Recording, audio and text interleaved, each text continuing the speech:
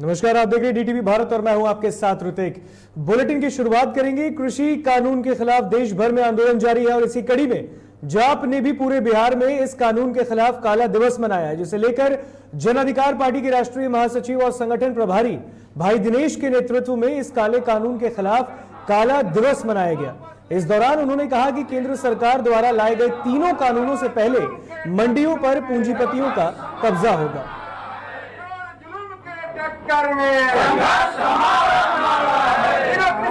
वापस लेना होगा, लेना होगा, लेना होगा, किसी कानून वापस लेना होगा, लेना होगा, लेना होगा, इन्हें कानून बनाना होगा, बनाना होगा, बनाना होगा।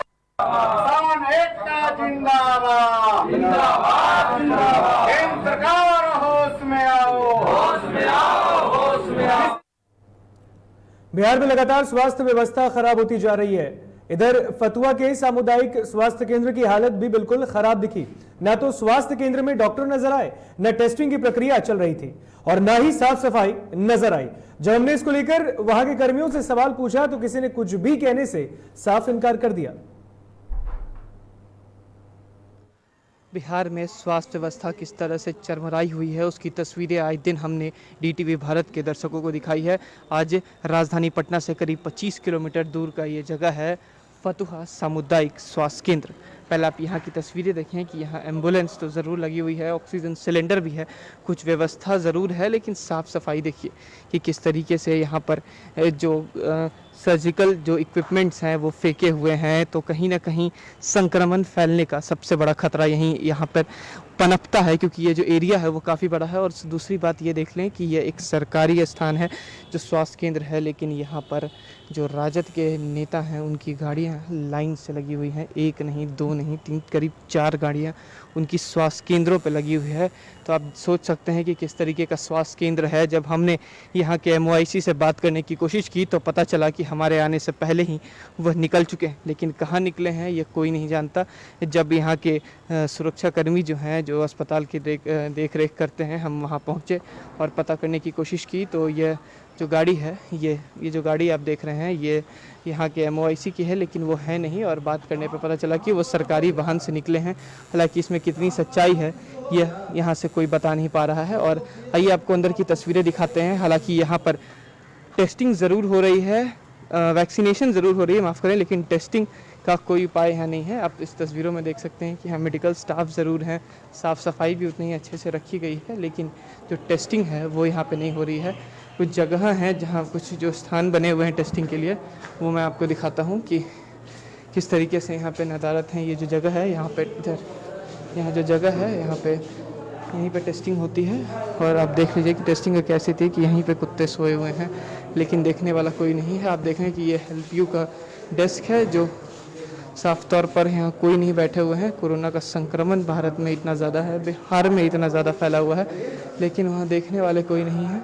ये देख लें कि यहीं पे वो जो ICU वार्ड टाइप से बना हुआ है उसकी स्थिति क्या है। वार्ड बना हुआ है, मशीनें लगी हुई हैं, लेकिन इसे भी देखने वाला कोई नहीं। इतना बड़ा अस्पताल का प्रांगण है, लेकिन उसका भी ध्यान रखने के लिए कोई नहीं है। हालांकि यहाँ टीका केंद्र है, जो बच्चे होते हैं उन्हें टीका लगाया जाता है। नर्सिंग स्टाफ यहाँ ज़रूर है, लेकिन अभी जो टीका है वो बंद है। मैडम, टीका रोज लगता है क्या? रोज़ लगता है। तो यहाँ जो बच्चों को है वो टीका लगाया जाता है। यह देखिए कि ऑक्सीजन सिलेंडर्स भी रखे हुए हैं, क्योंकि बीते दिन जिस तरीके से खबर आई थी कि राजधानी पटना में ऑक्सीजन केंद्रों की किल्लत है वो बहुत ज़्यादा है। और ऐसे में आप देख लें कि ये तस्वीरें आपको साझा करी हैं कि साफ़ सफाई ज़रूर हो रही है, नर्सिंग स्टाफ ज़रूर हैं, लेकिन MOIC नदारत है जो इस अस्पताल के देख रेख रखते हैं। ये शिशु इकाई है, शिशु इकाई है वो है, और ये डॉक्टर्स के चैम्बर हैं, डॉक्टर भी हैं, लेकिन टेस्टिंग के नाम पे ज़ीरो। इतनी बड़े अस्पताल में इतनी बड़ी लापरवाही आपको देखने मिल रही है। आप सोच सकते हैं कि किस तरीके से स्वास्थ्य व्यवस्था का हाल है, क्योंकि स्वास्थ्य व्यवस्था इतनी गंदी हो गई है राजधानी पटना या पटना से सटे इलाकों में, क्योंकि बीते दिन करीब 3 लाख डोजेज आए हैं कोवैक्सीन के और कोविशील्ड के, लेकिन कई जगह ऐसे हैं जहां पर वैक्सीनेशन नहीं हो रही है। ऐसे में ये भी ऐसे जगह है जो फतुहा का सामुदायिक केंद्र है जहां पर वैक्सीनेशन नहीं हो रहा है और टेस्टिंग के नाम पर ज़ीरो है। और जब MOIC की बात की गई तो वो भी नादारत है। कैमरा पर्सन अमित के साथ मैं उत्कर्ष, DTV भारत, पटना। पटना में बुधवार को एक बार फिर वैक्सीन खत्म होने के कारण 18 से 44 साल तक के लोगों का टीकाकरण नहीं हो सका। सिर्फ 45 प्लस के लोगों का ही टीकाकरण हुआ है। आज यदि वैक्सीन पहुंचता है तब गुरुवार को वैक्सीनेशन का काम फिर से शुरू होगा। गार्डिनर अस्पताल के अधीक्षक ने बताया कि मंगलवार को 18 साल वालों के लिए पटना में वैक्सीन नहीं पहुंचा है, जिसके कारण आज टीकाकरण का काम नहीं होगा। वहीं 45 साल से ऊपर वाले लोगों के लिए वैक्सीन उपलब्ध है। का था और बड़ों का था 18 से 44 साल में, लेकिन आज स्लॉट नहीं मिला है और कल से उम्मीद है कि फिर से स्टार्ट हो जाएगा। और वैक्सीनेशन का जहाँ तक है वैक्सीन की अवेलेबिलिटी है, लेकिन कुछ गवर्नमेंट के द्वारा कुछ डिसीजन किया गया होगा। सैनिटाइजेशन भी हम लोग वीक में एक बार करते हैं, उसके लिए भी एक दिन जो है वो ब्रेक करते हैं। तो चांसेज ये है कि उसको चलते ही कल आज का जो है और वैक्सीनेशन नहीं होगा। कल से फिर प्रॉपर्ली मुझे लग रहा है ये स्टार्ट होगा। नवादा में वैक्सीन की खेप आते ही टीकाकरण एक्सप्रेस शुरू हो गया है। बता दें, सदर प्रखंड स्थित प्राथमिक स्वास्थ्य केंद्र से 2 टीकाकरण एक्सप्रेस को रवाना किया गया, जो पंचायतों में जाकर लोगों को टीका देने का काम करेगा। जिले में कुल 16 टीकाकरण एक्सप्रेस दिए गए हैं। वहीं 45 साल से अधिक उम्र के लोगों को टीकाकरण एक्सप्रेस के माध्यम से टीका देने का काम किया जाएगा।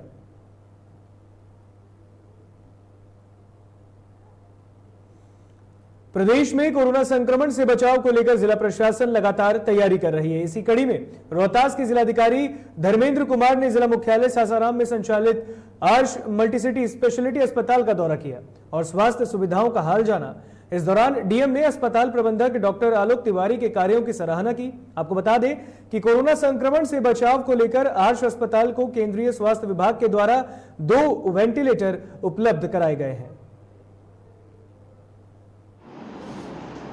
साइक्लोन जो है 27 और 28 को संभावित है और उसमें जो है रोहतास डिस्ट्रिक्ट को भी रखा गया है। मीडियम वार्निंग यहाँ का है, तो हम लोग तो खैर अलर्ट मोड पे हैं ही। सभी लोगों से अपील होगा कि सभी लोग सचेत रहेंगे और उस दिन थोड़ा सा अपना ख्याल ज़्यादा रखेंगे। बाकी डॉक्टर्स को सूचना हम लोग दे रहे हैं कि इलेक्ट्रिसिटी का इशू नहीं हो और सब लोग कुछ न कुछ वैकल्पिक इंतजाम अपने पास रखेंगे। लखीसराय में उत्पाद विभाग को बड़ी सफलता हाथ लगी है, जहां टीम ने छापेमारी कर 2 वाहनों में शराब बनाने में इस्तेमाल किए जाने वाले करीब 200 लीटर कच्चे स्प्रिट के साथ साथ भारी मात्रा में शराब के बोतल पर चिपकाने वाले फर्जी देशी रैपर और कॉर्क जब्त किया है। वहीं टीम ने मौके से 4 तस्करों को भी धर दबोचा। मामले में जानकारी देते हुए उत्पाद निरीक्षक प्रकाश कुमार ने बताया कि गिरफ्तार 4 माफियाओं में से 3 झारखंड राज्य के जसीडीह के रहने वाले हैं। फिलहाल चारों से पूछताछ की जा रही है। से स्पिरिट लेके आएगा जमुई मोड़ के रास्ते और बेगूसराय माल लेके जाएगा। तो इसी आलोक में हम लोग जमुई मोड़ के आगे जो पेट्रोल पंप है, भारत पेट्रोल पंप, वहाँ पे वाहन जांच अभियान चलाए। उसी दौरान जो है 2 वाहन पकड़े, जिसमें करीब 5 प्लास्टिक के गैलन में स्पिरिट था। करीब 200 लीटर स्पिरिट पकड़ा गया और कुछ कॉर्क पकड़ा गया है, जिसका इस्तेमाल बोतल को बंद करने के लिए होता है, और कुछ रैपर वगैरह पकड़ा गया है जो वाटर पे चिपका है। रोहतास के काराकाट थाना क्षेत्र के करूप गांव में मंगलवार को पारिवारिक विवाद में एक युवक ने अपने पिता और भाई को गंडासे से काट दिया, जिससे भाई की घटनास्थल पर ही मौत हो गई। वहीं पिता गंभीर रूप से घायल हो गया, जिसके बाद उसे निजी अस्पताल में भर्ती कराया गया है। बताया जा रहा है कि सोने के दौरान युवक ने अपने भाई और पिता पर हमला किया। घटना की सूचना मिलते ही पुलिस ने युवक को गिरफ्तार कर लिया है और आगे की छानबीन कर रही है। छत पर एखनी जब बिहान खानी तो गणासी ले काटल लोग के। मृतक क्या हन आपके? भतीजा लगी है हमारा। अच्छा जी, क्या जानकारी मिलल है घटना के बारे में? गणासी मिलल है, एथी मिलल है। सर हमने के तो घटना स्थल पर गए तो ये सुने के मिलल कि घर में सुतर है लड़का, भाई है छोटे, भाई अपन सगा है, गणासी से घर परिवार का फिर घटना। यहाँ रुकेंगे एक छोटे से ब्रेक के लिए। ब्रेक के बाद जल्द हाजिर होंगे।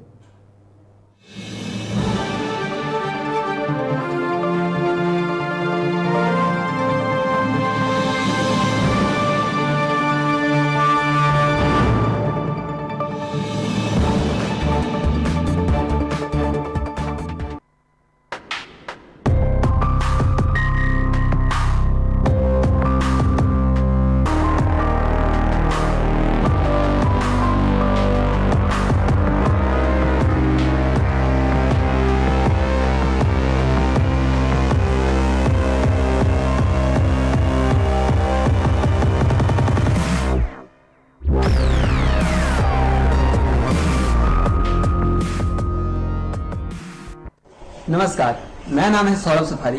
मैं पटना रंगमंच का एक अभिनेता हूँ। कुछ दिन पहले मेरा कोरोना का रिपोर्ट पॉजिटिव आया था, जिसको सुनते ही मेरे घर वाले, मेरे दोस्त सब लोग परेशान हो गए थे। ऐसी स्थिति में मैं घबराते हुए नहीं बल्कि हौसले से और समझदारी से काम लेते हुए डॉक्टरों की सलाह पर घर में ही रह करके खुद का इलाज किया और सारी सुविधाएं ली और दिन में 3 बार भाप लिया और जो भी चीज़ होता है इन चीज़ों पे संयम रखा और इन चीज़ों का काम किया। तब जा करके मेरी स्थिति में सुधार हुआ और आज मैं कोरोना निगेटिव। हाँ, मैंने कोरोना को हराया है। आप भी हिम्मत रखिए, हौसला रखिए, अपनों का सहयोग लीजिए और कोरोना पे जंग जीतिए। धन्यवाद।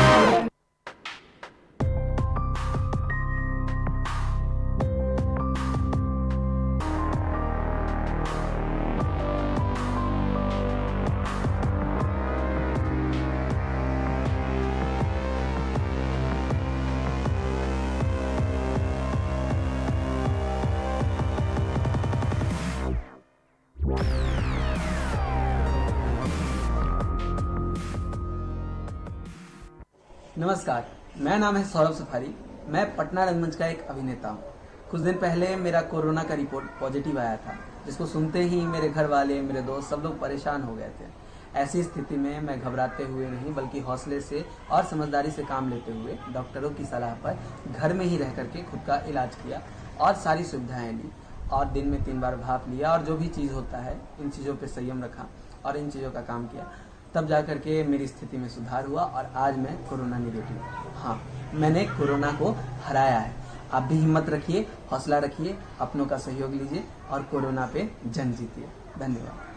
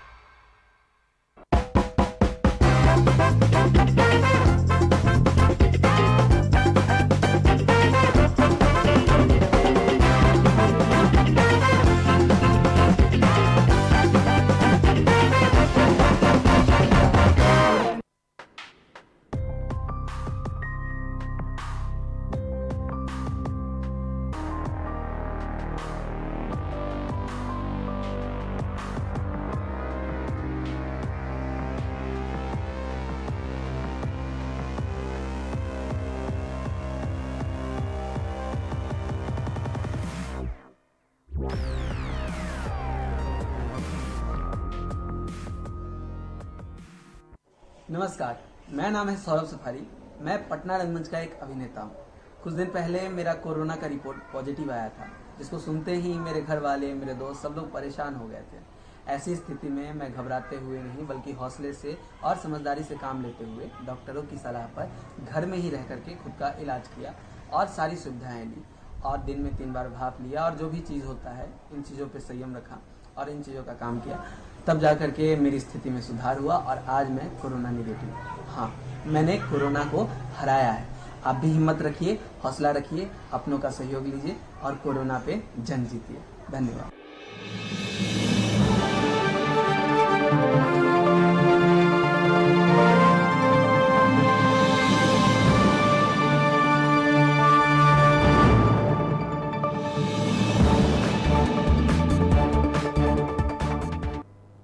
ब्रेक के बाद एक बार फिर स्वागत है आपका डीटीवी भारत में। बढ़ते हैं खबरों में आगे। किसानों के शांतिपूर्ण आंदोलन के 6 महीने पूरे होने के मौके पर कटिहार में संयुक्त किसान मोर्चा द्वारा आहूत देशव्यापी प्रतिरोध दिवस मनाया गया। इस दौरान विपक्ष के प्रमुख 12 दलों ने भी इसे देश के अन्य हिस्सों में मनाया। इसी कड़ी में कटिहार में पूर्व मंत्री रामप्रकाश महतो के आवास पर कोरोना गाइडलाइन का पालन करते हुए विपक्ष ने किसानों के समर्थन में प्रतिरोध दिवस मनाया।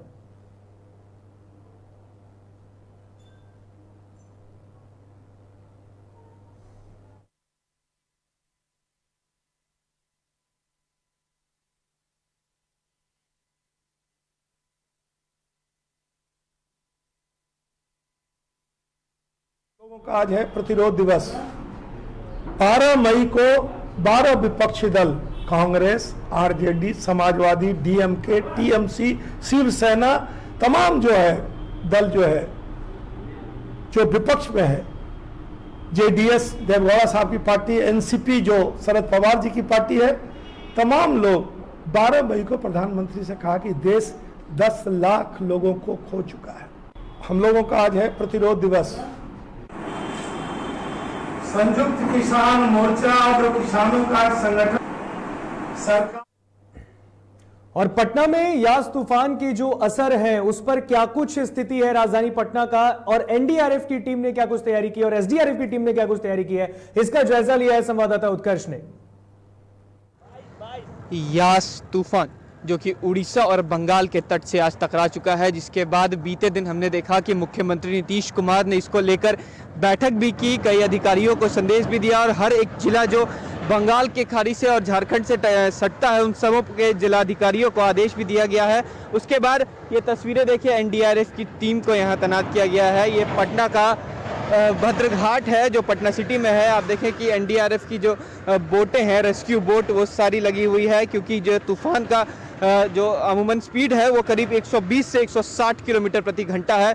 और हमने तस्वीरें भी देखी हैं कि जिस तरीके से उड़ीसा में और बंगाल के तट पर ये जो यास तूफान टकराया है तो कई चीज़ों का क्षतिग्रस्त भी हुआ है। कहीं कहीं तो लाइनें भी कट गई, जो बिजली का अभाव हुआ, करीब 2-3 घंटे तक लाइन कटा रहा। ये तस्वीरें देखें, ये पटना के भद्रघाट की है जहां पर यास तूफान को लेकर तैयारी की गई है। एनडीआरएफ की टीम भी यहां तैनात की गई है।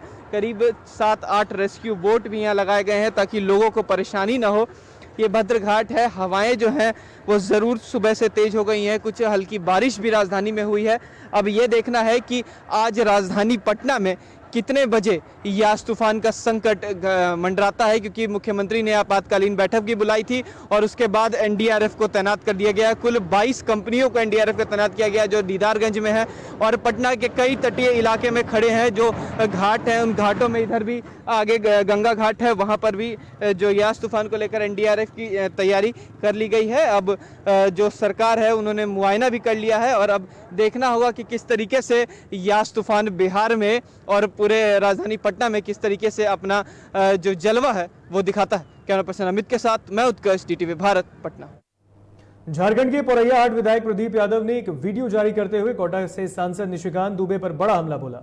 इस दौरान विधायक प्रदीप यादव ने कहा कि जो व्यक्ति कल तक गोड्डा में बन रहे ऑक्सीजन प्लांट का विरोध कर रहा था और यह कह रहा था कि इसके बनने से ब्लास्ट होगा, आज वही सोशल मीडिया के माध्यम से झूठी खबर फैलाकर वाहवाही लूटने में मग्न है। जो ऑक्सीजन प्लांट के विरोधी थे, जब आज ऑक्सीजन प्लांट लगने की बात हुई है तो उसका झूठा श्रेय अपने लेना चाहते और जनता को भ्रमित करना चाहते। मुझे याद है कि 11 तारीख को यानी इसी 11 मई को जूम पर ही ऑनलाइन डीएमएफटी की बैठक थी। उसमें सांसद भी थे, तमाम विधायक भी थे। और जब गोड्डा में ऑक्सीजन प्लांट बिठाने की बात आई, क्योंकि जो ऑक्सीजन प्लांट पूरे स्टेट में अभी बिठाना है, उसमें से इंफ्रास्ट्रक्चर का खर्च राज्य सरकार को देना है, उसके विद्युतीकरण का खर्च राज्य सरकार को देना है, ऑक्सीजन प्लांट भारत सरकार देगी और ये उनकी जिम्मेवारी है, ड्यूटी। तो यही निशिकांत दुबे सांसद जिन्होंने कहा कि भाई ऑक्सीजन प्लांट बिठाना खतरा से खाली नहीं है, आज भी मेरे पास रिकॉर्ड्स है उनके। बोकारो जिले में पंजाब नेशनल बैंक के एक बैंक कर्मी ऑक्सीजन सपोर्ट के साथ बैंक पहुंचे। उनके साथ ऑक्सीजन सिलेंडर लिए उनका परिवार भी था। ये वीडियो सोशल मीडिया पर भी वायरल हो रहा है। मामला बोकारो के सेक्टर 4 स्थित पंजाब नेशनल बैंक का है। बैंक कर्मी ने बैंक के अधिकारियों पर गंभीर आरोप भी लगाए हैं। उनका कहना है कि वे कोरोना से संक्रमित थे, अभी ठीक होने के बाद फेफड़े में संक्रमण के बाद ऑक्सीजन सपोर्ट पर हैं, लेकिन बैंक के अधिकारी उन्हें काम पर बुलाते हैं। यही नहीं, बैंक कर्मी के साथ पेमेंट को लेकर भी खींचतान करते हैं। इन सबसे परेशान होकर उन्होंने इस्तीफा भी दिया, लेकिन इस्तीफा नामंजूर कर दिया गया। इस बाबत जब बैंक अधिकारी से बात करने की कोशिश की गई तो बैंक अधिकारी ने कुछ भी बोलने से मना कर दिया।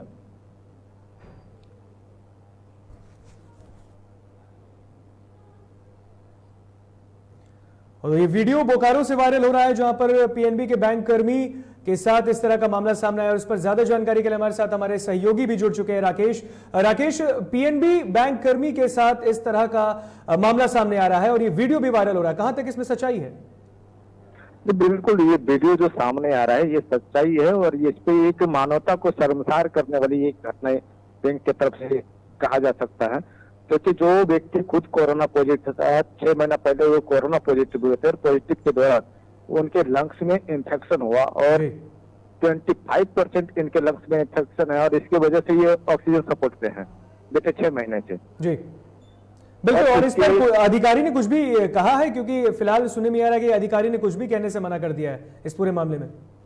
जी बिल्कुल, इसके विषय में जब अधिकारी के सर्किल ऑफिसर से बात हुई तो सर्किल ऑफिसर का एक आरोप ये भी है कि बैंक ये पिछले 2 साल से काम पे नहीं आ रहे थे, बार बार बुलाया जा रहा था, उसके बाद भी ये काम पे नहीं आ रहे थे।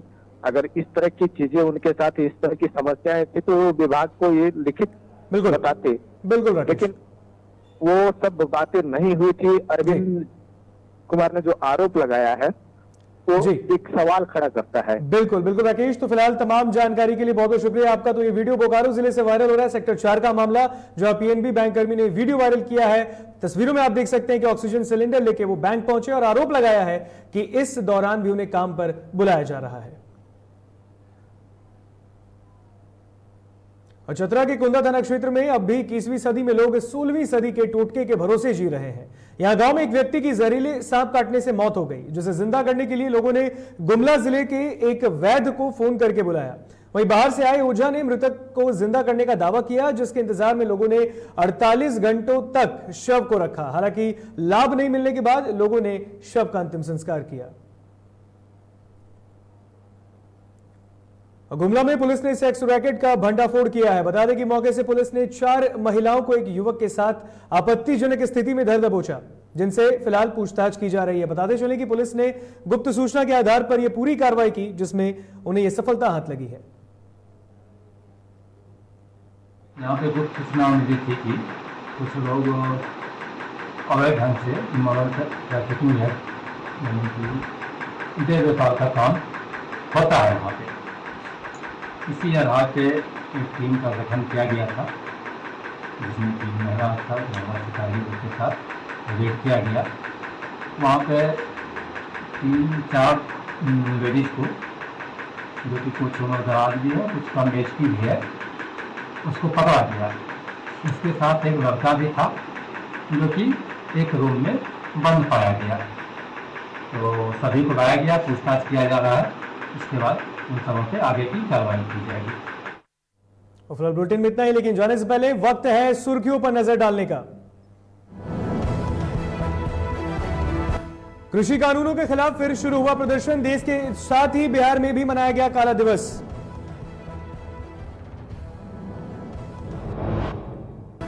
गोड्डा के सांसद निशिकांत दुबे पर पोड़ैयाहाट विधायक प्रदीप यादव ने लगाया आरोप, कहा सिर्फ करते हैं पब्लिसिटी। बिहार में फिर खत्म हुआ कोरोना का टीका। वैक्सीन के अभाव में 18 से 44 साल के लोगों को नहीं लगा वैक्सीन। बोकारो में बैंककर्मी ने अधिकारियों पर लगाया गंभीर आरोप, कहा संक्रमण के बाद भी नहीं मिल रही छुट्टी, ऑक्सीजन लेकर पहुंचे अस्पताल।